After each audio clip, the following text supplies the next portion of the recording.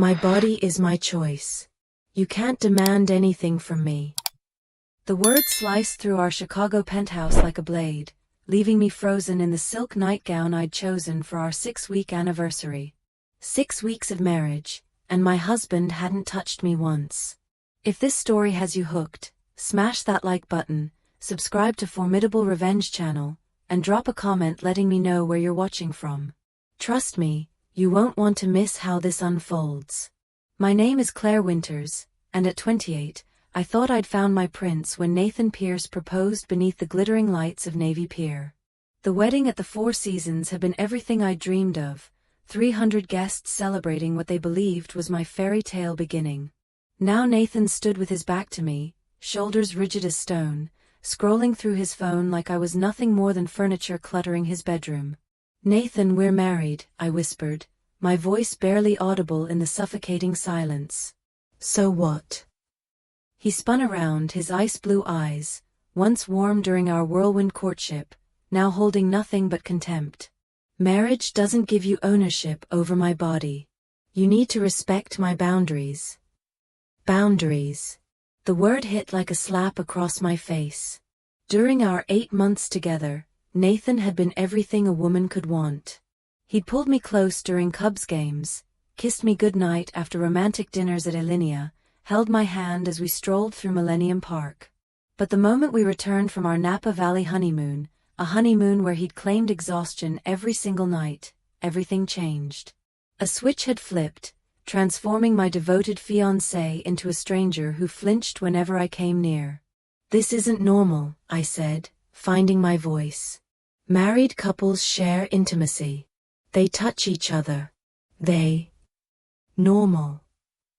Nathan laughed, the sound bitter and sharp. "Normal is respecting your partner's choices. Normal is not pressuring someone into contact they don't want." His words were technically correct. Consent mattered. Boundaries mattered. But something felt poisonous about the way he weaponized these concepts against his own wife. The Nathan who'd courted me, who'd whispered promises about our future together, who'd seemed desperate to marry me, had vanished completely. As he stalked out, leaving me alone with my confusion and growing suspicion, I made a decision that would shatter both our lives. Something was wrong with my marriage, and I was going to find out exactly what. The next morning, I sat at our granite kitchen island, watching Nathan move through his routine with mechanical precision. He'd always been organized, but lately everything felt obsessive. He checked his phone constantly, stepped outside for mysterious calls, and disappeared for hours without explanation. "I'm visiting my sister in Miami this weekend," I announced, studying his reaction. Nathan's hand froze on his coffee mug for just a heartbeat before he nodded. "Sounds nice. How long?" "Just the weekend. Will you miss me?" He shrugged without looking up. "I'll manage." The casual dismissal should have crushed me, but instead it confirmed my growing suspicions. During our courtship, Nathan had hated when business separated us, even for a day. Now he practically encouraged my absence. I studied his profile as he scrolled through his phone. Nathan was devastatingly handsome, tall, broad-shouldered, with thick auburn hair and those piercing blue eyes that had first caught my attention at a Northwestern alumni mixer. He claimed to work as an investment advisor, though I'd never met any colleagues or clients. When I asked about work, he gave vague answers about confidentiality and client privacy. "Nathan," I said carefully, "maybe we should see a marriage counselor. This distance between us, it's not healthy." His head snapped up, and for a split second, I saw something flash across his features. Panic, maybe. Fear. But it vanished so quickly I wondered if I'd imagined it. "We don't need counseling," he said firmly. "We just need time to adjust. Not everyone falls into perfect rhythm immediately. It's been 6 weeks. 6 weeks is nothing in a lifetime together." But his voice sounded rehearsed, practiced. Something dark and determined settled in my chest. The man I'd married was hiding something, and I was going to uncover every lie he told me, no matter what it cost. After Nathan left for what he claimed was a client meeting, I did something I never imagined myself capable of. I searched through his belongings, driven not by jealousy but by bone-deep conviction that my husband was living a lie. His home office was suspiciously pristine.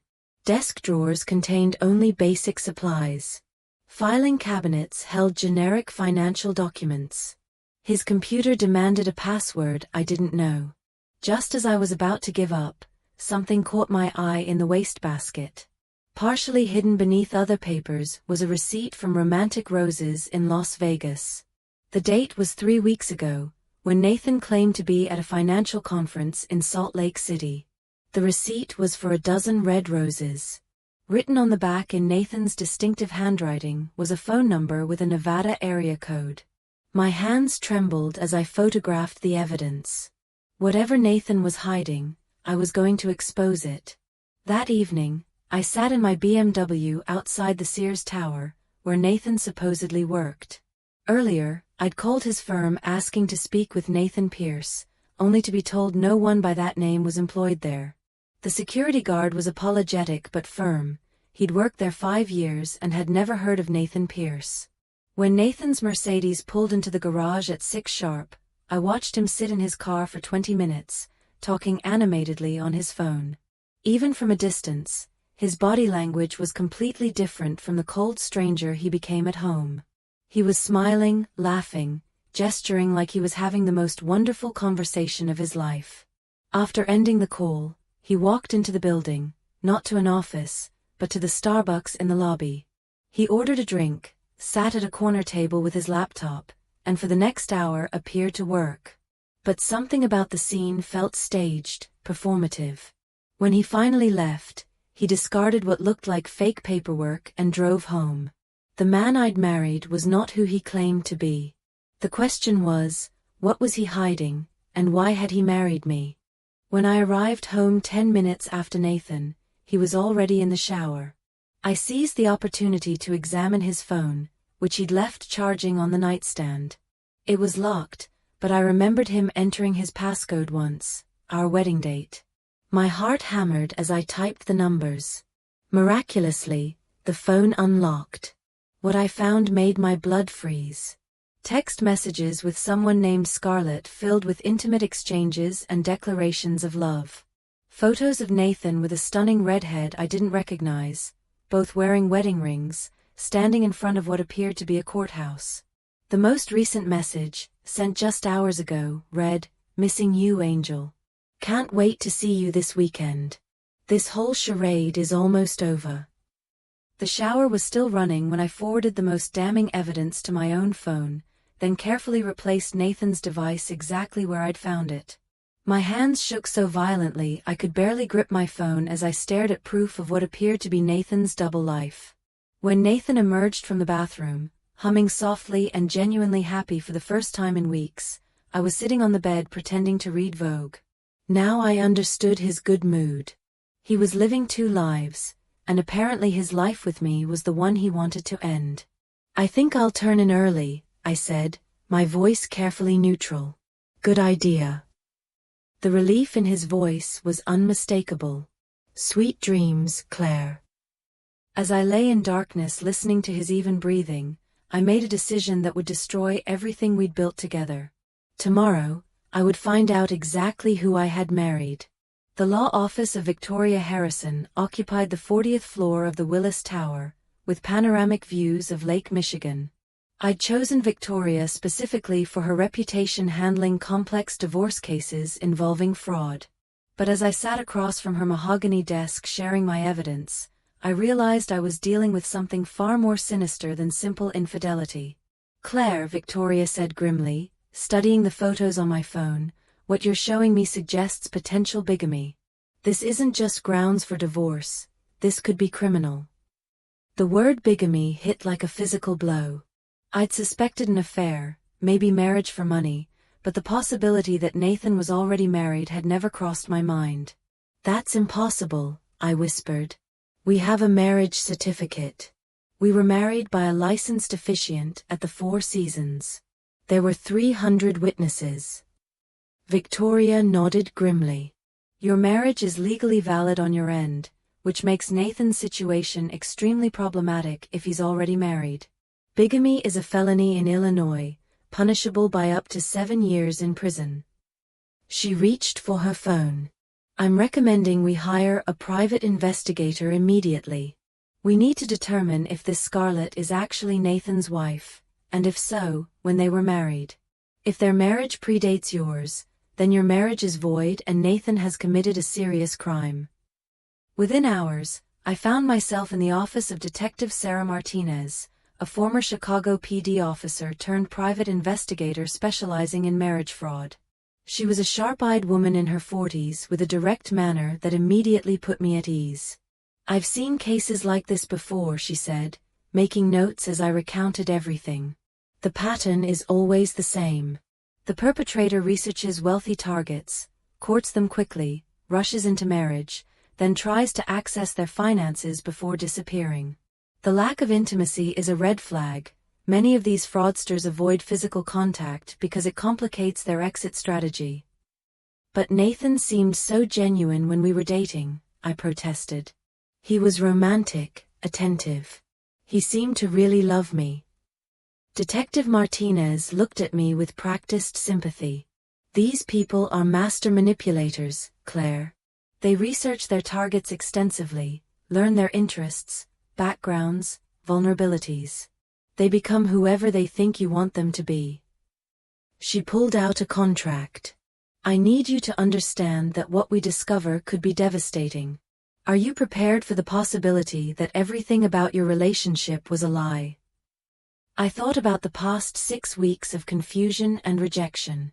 About the cold stranger sharing my bed, the mysterious phone calls, the constant absences. Whatever the truth was, it couldn't be worse than the uncertainty eating me alive. I need to know, I said firmly. Whatever it takes. Detective Martinez began with comprehensive background checks on Nathan Pierce, searching marriage records across multiple states, attempting to identify and locate Scarlett. She also investigated Nathan's claimed employment and financial history. One more thing, she said, handing me a small recording device. If Nathan makes any admissions or threats, we need them on record. Illinois is a one-party consent state, so you can legally record conversations you're part of without his knowledge. As I left Martinez's office, the recording device felt heavy in my purse. I was about to embark on an investigation that would either save my marriage or destroy it completely. But for the first time in weeks, I felt like I was taking control instead of being a passive victim of Nathan's manipulations. That evening, I watched Nathan across the dinner table, studying his face for any trace of the man I thought I'd fallen in love with. He seemed relaxed, almost cheerful, making small talk about his day while I mechanically ate my salmon. Every smile, every casual comment, every moment of apparent normalcy now felt like an elaborate performance designed to deceive me. When he excused himself to take a call in his office, I activated the recording device and followed, positioning myself outside the door. I know, baby. I miss you too. Nathan's voice carried through the door, tender and loving in a way I hadn't heard since our honeymoon. This whole situation is more complicated than I expected, but I promise it'll be over soon. I pressed closer, my heart hammering as I listened to what was clearly an intimate conversation with another woman. No, she doesn't suspect anything, Nathan continued. She's actually making it easier by pulling away herself. I think she's planning to file for divorce, which would solve all our problems. Once the papers are signed, I can access the trust fund and transfer everything before she realizes what happened. The casual cruelty in his voice made me sick. He was discussing me like I was nothing more than a business transaction. A problem to be solved. The prenup was genius, he continued. She was so in love she barely read it. If she files for divorce within the first year, she gets nothing, but I get half of any assets she brought into the marriage. That includes the trust fund her grandmother left her. I gripped the doorframe to keep from collapsing. The prenuptial agreement Nathan had insisted on, claiming it would protect both our interests, was actually designed to rob me blind. He'd manipulated me into signing away my own inheritance. "I love you too, Scarlett," Nathan said, his voice dropping to an intimate whisper. "Tell me about your day. How was work?" For the next 10 minutes, I listened to Nathan have the kind of loving, attentive conversation I desperately craved. He asked about Scarlett's job as a nurse in Las Vegas, remembered details about her colleagues, made plans for their weekend together. He was everything to her that he refused to be to me. When he finally ended the call, I crept back to the living room and turned off the recording device, my hands shaking as I processed what I'd learned. Nathan hadn't just married me while already married to someone else. He'd orchestrated an elaborate fraud designed to steal my inheritance. The prenup, his rejection of intimacy, even his encouragement of my independence, it was all part of a calculated plan to rob me and disappear. The next morning, while Nathan was supposedly at work, Detective Martinez called with her preliminary findings. "I have good news and bad news," she said. "The bad news is that Nathan Pierce married Scarlett Blake in Las Vegas 18 months ago, 10 months before he proposed to you. Their marriage is fully legal and documented." My worst fears confirmed, but Martinez continued. "The good news is that this makes your case straightforward. Nathan committed bigamy when he married you, and the evidence you recorded last night proves intent to commit marriage fraud. We have enough to file criminal charges and void your prenup based on fraud." "What happens now?" I asked, feeling strangely calm despite the magnitude of what I'd learned. "Now we set a trap," Martinez said. "Based on the conversation you recorded, Nathan is planning to access your trust funds soon. We need to catch him in the act. Are you willing to let this play out a little longer to gather more evidence?" I thought about the man who'd swept me off my feet with romantic gestures and promises of forever, who turned out to be a criminal using me for my money while loving someone else. The betrayal cut deeper than I could have imagined. But beneath the pain was something harder and more determined. "Yes," I said firmly. "Let's destroy this bastard." Martinez had been thorough in setting up surveillance, but what she discovered over the next week exceeded even her expectations. Nathan wasn't just a bigamist, he was part of a larger pattern of marriage fraud that had been going on for years. "We've identified at least 4 other women in different states who married men matching Nathan's description," Martinez explained during our meeting at Victoria's office. "Same methodology, whirlwind courtship, quick marriage, access to finances, then disappearance. We think Nathan and Scarlett work as a team." The surveillance photos were devastating. Nathan and Scarlett at dinner in Vegas, holding hands and laughing. Nathan entering and leaving an apartment that was clearly their shared home. Most damning, photos of them at a bank where Scarlett waited in the car while Nathan went inside with what appeared to be financial documents. "He's been using your marriage certificate and forged documents to establish himself as your legal husband with financial institutions," Victoria explained. "The plan seems to be to drain your accounts and then file for divorce under the prenuptial agreement, claiming you were unfaithful or abandoned the marriage." "How is that possible?" I asked. "I would have noticed money missing from my accounts." Martinez pulled out another folder. "He's been more sophisticated than that. He's opened new accounts using your social security number and marriage certificate, then applied for lines of credit against your trust fund. He hasn't touched your existing accounts yet because that would trigger immediate alerts. But he's created a shadow financial identity that he can drain all at once." The scope of the deception was breathtaking.